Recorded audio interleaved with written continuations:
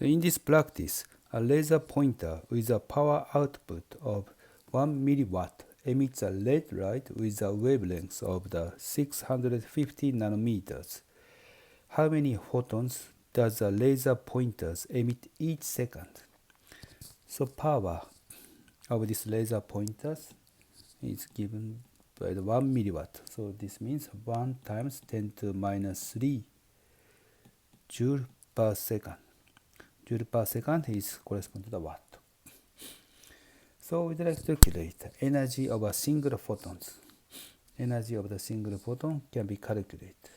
E equal h Planck constant times frequency.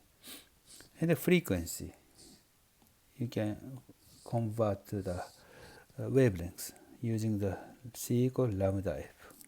You can use this equation. Then this becomes hc over lambda. The lambda is 650 nanometers. You can just substitute. And you can find out the energy of a single photon becomes 3.06 times 10 to minus 19 joule. This is the energy of a single photon.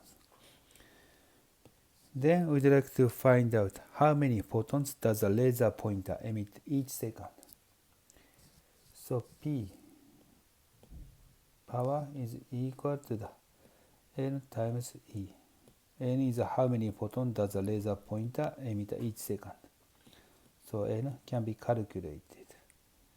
P over E. So P is 10 to minus 3 joule per second divided by the energy of the single photon, 3.06 times 10 to minus 19 joule.